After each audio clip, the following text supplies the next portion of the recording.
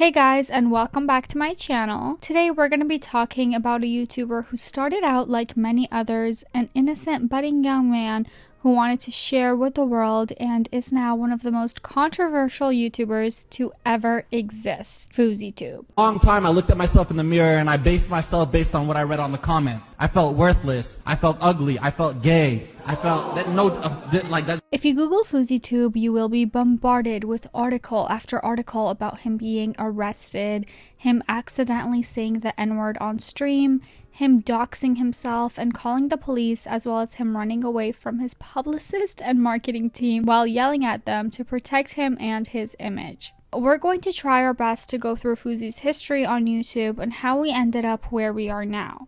Yousef Erakast, better known as Fouseytube, became famous on YouTube in 2014 with his pranks, dares, and skits. Originally, he wanted to be an actor, and so he moved to LA right after he graduated college in 2013 and started a YouTube prank channel. At this time, this was one of the most popular genres on YouTube, as shows like Just for Laughs were popular on television, where random people would be pranked in public. The genre of pranks is still alive and well, although it has evolved to a lot darker pranks than they were back then. Initially, he was making videos that related to his fans that had a similar Middle Eastern upbringing like himself before he decided to move on to his pranks and focus on that. Fousey was riding in his BMW with over 10 million subscribers to his name. He bought his parents a home and collaborated with some of the biggest names on YouTube at the time. However, in recent years, he has become a concern for a lot of YouTubers as well as his ex-fans. In the pre-apocalypse era, Fousey enjoyed the massive gains that came with having an extremely popular YouTube channel. Now, before that peak, however, Fousey did start getting slightly controversial, and he had his first fight with a very popular YouTuber at the time, RiceGum. Now, you may know RiceGum from his whole beef with Gabby Hanna, which, would you guys like to see a deep dive into Gabby Hanna? Because that could go on for ages. But anyway, you guys know RiceGum as a commentary YouTuber who does a lot of shock value opinions and was known for causing a lot of trouble. Now, at that time, drama channels didn't really exist as much. Channels like Keemstar's Drama Alerts were the ones to report everything, and they were the ones who reported on this. One of the biggest YouTubers to make a comment was Sam Pepper, who was far more popular than Fousey at the time, which caused some people to dislike his content. We'll get a little bit more into Sam Pepper and Fousey's history a little bit later on in the video, but now, after his peak in 2017, where he got the diamond play button for all of his subscribers, what some describe as an out-of-control manic episode happened that changed people's view of him forever. In 2018, Fousey plans an event called Hate Dies, Love Arrives, claiming that Drake would be there to perform, although he had not formally spoken to Drake, but claims that he, quote, manifested that he would attend the event. He also tweeted at Kendrick Lamar, J. Cole, and Steph Curry as attendees. Although Drake never confirmed, he kept on tweeting that he'll be on stage with him, saying, "The next time you see me, I'll be on stage with Drake giving a speech delivered to me from God. God is the greatest, God makes no mistakes, God is the answer. Spread the word, 2 million viewers needed by 9 p.m. LA time to change the world." So what happens on the day of the event?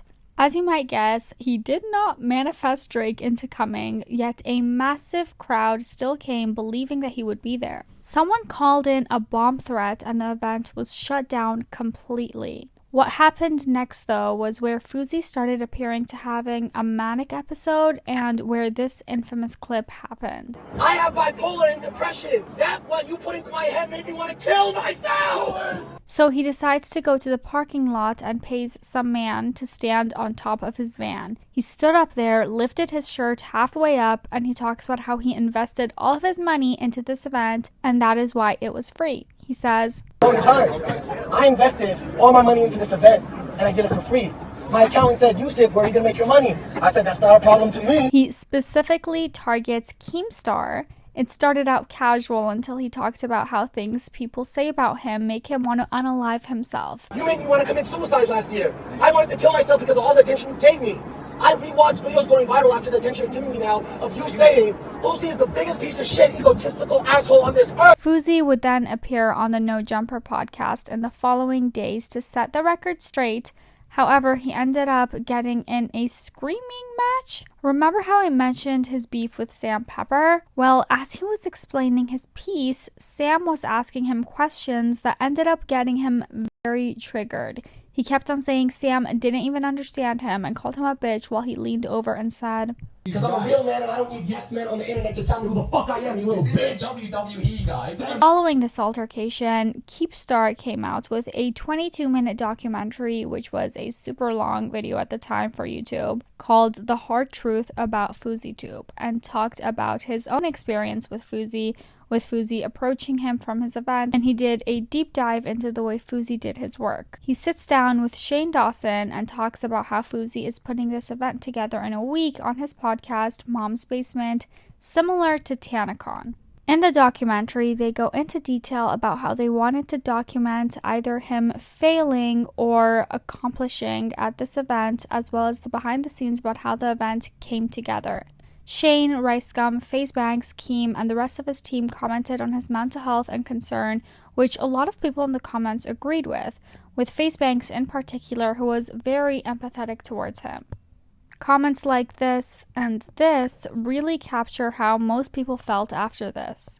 In the following year, 2018, Fousey seemed to take a break from social media, and at the end, he posted a very long caption talking about what had happened recently. It's really long, so I'll summarize it, but it will be on the screen if you guys would like to read it. In this Instagram post, Fousey explains that he suffered a public and humiliating manic episode as a result of him coming off of his medications for the first time in years. He mistakenly confused his mania for him feeling inspired, and this led to what he felt like was his rock bottom. He explains that he lost his money, his cars, his self-respect, as well as his persona in the public eye. He almost even lost the home that he bought for his parents. He explains how social media was like a drug to him growing up, and that since this summer he has gone on a spiritual journey, therapy, and experimenting with medications, as well as being an outpatient in rehab. He said he's on the path to being better and bettering himself and wishes anyone undergoing a similar struggle good luck with their endeavors. Now, 2019 rolls around and Fousey comes back with a very different approach. He decided to get into what was super popular at the time, YouTube boxing, as his grand return. Since that year YouTube boxing was at its peak with KSI versus Logan Paul, Fousey decided to join in on the hype. Sadly, he ended up losing so badly that he actually had to have surgery on his nose because it was broken during the fight. People responded by making fun of Fousey with comments like, "I like Fousey's defense, he blocks punches with his face." Another person said, "Fousey's coach, bro, use your head. Fousey, I bet." The internet welcomed him back with mocking and making fun of his fighting skills. Well, he joined the Gotta Get It podcast as one of the hosts and had a book coming out titled Warning, This Is Not a Motivational Story, which was meant to encapsulate his experience since childhood with his mental health struggles. He gained a new group of friends with Bryce Hall, Austin McRoom, and some others. In early 2020, he made all of his fans concerned with a series of posts that detailed him feeling like he had no purpose. This article by Dexerto explains, after debuting his rhinoplasty in mid-January, it seemed like the YouTuber was fully recovered from his post-match blues, but this may not be the case, as his forthcoming social media posts are once again causing fans concern over his mental health. In an Instagram caption uploaded on January 24th, Erakast once again showcased his recovering nose, admitted to struggling with unhappiness, and claiming that his feelings stem from a lack of productivity in wake of his operation. "I feel like a failure," the YouTuber wrote, "a loser, and I am so hard on myself. I'm not really doing anything with my life, and the feeling of not doing anything productive kills." A lot of concerned fans stayed to closely monitor Fousey's account from that moment on. Fast forward to about 2 years of Fousey laying relatively low, the then very famous for being accurate YouTuber Def Noodles tweeted a video of Fousey at a frat party with Bryce Hall and a few other YouTubers where he punched a student in the face, resulting in the students throwing drinks at them and booing them away. His controversial days were not close to being over, and they were about to get worse. This article from SK Pop 2021 outlines the situation really well. It reads, in his own Instagram story, Hall talked about the aftermath of the party. He detailed what happened and why he and others are considering pressing charges. Hall said, they invited us to their party like little fangirls and we showed up, and then they tried to troll us by taking our hats and then cornering us against our Uber and vandalizing the vehicle. Hall went on to tweet about the incident and retweeted another tweet from a few days ago. Although there has been chatter from the TikToker about pressing charges, there has been no confirmation of the legal proceedings. Hall went on to say that, all my haters say they want to punch me in the face when they see me in person, yet I haven't encountered someone that does it. Here's my tweet giving you permission. Bryce did not end up pressing charges. In 2022, Fousey returns to the ring with a new opponent in mind, Deji, also known as KSI's younger brother. Prior to the fight, Fousey hyped himself up on social media, showing off his body and transformation in preparation for the fight, as well as celebrating his sobriety. Deji had previously lost his fights up until he went against Fousey and won. Although this was a positive outcome for Deji, this sent Fousey into another spiral as the internet sat back and laughed and mocked his loss, as before the fight he had tweeted, Deji, you have 3 L's, I have the biggest L in YouTube boxing history. You said I'm an easy opponent during Social Gloves, right? Me versus you this year, no excuses. Who wants their first win more? Now, in the months that would follow, as we approached this past year, it seems that that version of Fousey that was around in 2017 came right back. In the last month, in 2023, Fousey has done like the most wild set of things a YouTuber has ever done and recorded and live streamed it all. Let's begin with this video gaining virality of Fousey going around with his security team and essentially running away from them and then blaming them for not watching over him well enough. Nobody does shit, man. You gotta help protect my image. I'm bad. I'm like Kanye. I lose my mind. I need people around me to protect my image. How the fuck do you guys not understand that? I have mental problems. I need help. I thought you left to get the Oxford. No, you guys left. Fuck home. Yousef! Keemstar tweeted, Fousey was promised life-changing money if he didn't get cancelled in 7 days. Then he gets accused of emotionally abusing his girlfriend/assistant, then gets kicked out of a casino. We will get more into that deal later on. He got into an altercation with a fan that he claimed was stalking him and then got angry at his security. In the following days, Fousey did not shy away from controversy of any kind.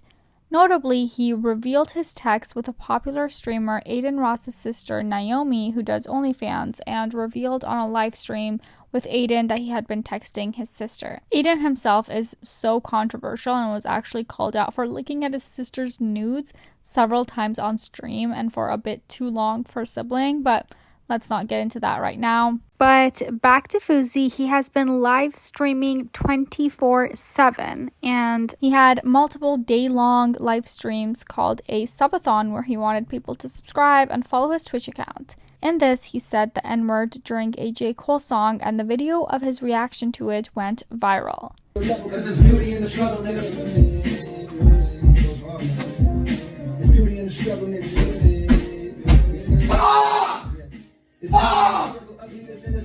I never use that word. I swear to fucking God this isn't content. I never use that fucking word. I've listened to rap songs every day on this subathon, and I always change it out for brother. Then one of the darker things. He was Twitch live streaming while at the airport and met a seemingly very intoxicated woman and asked if he could ask her questions for his stream. She obliged. As they were speaking, she actually revealed that she was a victim of S trafficking and sold in a S ring. Following this, Fousey gave her $300 and promised her the donations during the stream. This article by Dexerto again explains, after a conversation about that, Fousey gave her $300 before his viewers donated even more to her. During this, the pair continued flirting and kissing before they disappeared from view for around 20 minutes.